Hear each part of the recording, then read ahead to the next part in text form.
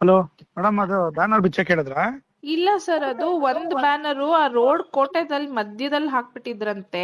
ಅದೇನೋ ಗಾಡಿಗಳಿಗೆ ಗುದ್ಕೊಂಡ್ ಹೋಗ್ಬಿಟ್ಟಿದ್ದಾರೆ. ಅವ್ರು ಯಾರೋ ಪಬ್ಲಿಕ್ ಕಂಪ್ಲೇಂಟ್ ಮಾಡ್ತಾ ಇದ್ರು ಅಂದ್ಬಿಟ್ಟು ನಾನು ಅಪ್ಸರ್ ಅವ್ರಿಗೆ ಹೇಳಿದ್ದೆ, ಸರ್ ಒಂಚೂರು ಸೈಡ್ ಅಲ್ಲಿ ಕಟ್ಕೊಳಕ್ ನಮ್ ಹೇಳಿ. ಬ್ಯಾನರ್ ಏನೋ ಬಿಚ್ಚಿದಿರಿ ಅಂತಂದ್ರೆ ಬಂದ್ ಬೆಂಕಿ ಹಚ್ಚಿಸ್ಬಿಡ್ತೀನಿ ಅಷ್ಟು ಹೇಳಿದೀನಿ. ನಾನು ಇನ್ನ ಒಳ್ಳೆತನ ನೋಡಿದೀನಿ, ಕೆಟ್ಟತನ ನೋಡಿಲ್ಲ. ಸರ್ ಒಂದ್ ನಿಮಿಷ, ಬ್ಯಾನರ್ ಒಂದ್ ನಿಮಿಷನೂ ಬಿಚ್ಬಿಟ್ಟದು ಕೇಳಲ್ಲ, ಆಫೀಸ್ ಅಲ್ಲಿ ಇದೆ ಸರ್. ಅದನ್ನ ಮಧ್ಯದಲ್ಲೆಲ್ಲ ಕಟ್ಟಿದ್ದಾರೆ, ಆಕ್ಸಿಡೆಂಟ್ ಆಗಿದೆ ಅಂತೆ.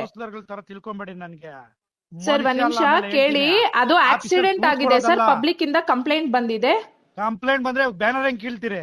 ಬ್ಯಾನರ್ ಕಿತ್ತಿಲ್ಲ ಸರ್, ತೆಗ್ಬಿಟ್ಟು ಅದು ಆಫೀಸ್ ಅಲ್ಲಿ ಇಟ್ಟಿದ್ದಾರೆ. ನಾನು ಯಾವನ್ ಬಿಚ್ಚಿದ ಕಟ್ಸಿದ್ರೆ ಸರಿ, ಇಲ್ಲ ಅಂದ್ರೆ ನೋಡ್ತೀನಿ ನಾನು ಏನು ಅಂತ. ಆಮೇಲೆ ತಂದೀಗ ಹಂಗೆಲ್ಲ ಮಾತಾಡ್ಬೇಡಿ. ಅದ್ ನಮ್ ಎಂಪ್ಲಾಯೀಸ್ ಗಳು ಬಿಚ್ಚಿರೋದು, ಅಲ್ಲಿ ಆಕ್ಸಿಡೆಂಟ್ ಆಗಿದೆ, ಅದಕ್ಕೆ ತೆಗ್ದಿಟ್ಟಿದ್ದಾರೆ ಸರ್ ಆಫೀಸ್ ಅಲ್ಲಿ. ಅದನ್ನ ಕಲೀಸ ತಿಳ್ಕೊಂಡ್ರೆ ಮನುಷ್ಯ ನಾನು ಹೇಳಿರ್ತೀನಿ. ಈಗ ಎಲ್ಲ ಕರ್ಕೊಂಬ ನಾಳೆ ಬಿಟ್ಟು ಓಡ್ಬಿಡ್ಬೇಕು ತಾಲೂಕಾ ಕೆಲಸ. ಸರ್ ನೋಡಿ, ಅವರು ಫಸ್ಟ್ ಪರ್ಮಿಷನ್ ಅಪ್ಲೈ ಹೇಳಿ, ಏನು ಮಾಡಿಲ್ಲ. ಬ್ಯಾನರ್ ಇಲ್ಲಿಗಲ್ ಕಟ್ಬಿಟ್ಟು ಹೋಗಿದ್ದಾರೆ. ಅದ್ ಅಟ್ಲೀಸ್ಟ್ ಸೈಂಟಿಫಿಕ್ ಆಗು ಕಟ್ಟಿಲ್ಲ ಸರ್. ಮಧ್ಯ ರೋಡ್ ಅಲ್ಲಿ ಕಟ್ಟಿದ್ದಾರೆ. ಆಕ್ಸಿಡೆಂಟ್ ಆದ್ರೆ ನಾವು ರೆಸ್ಪಾನ್ಸಿಬಲ್ ಆಗಿರ್ತೀವಿ ಅದಕ್ಕೆ.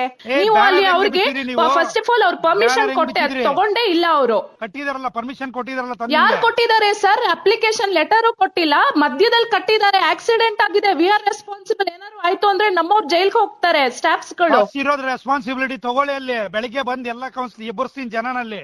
ಹಲೋ.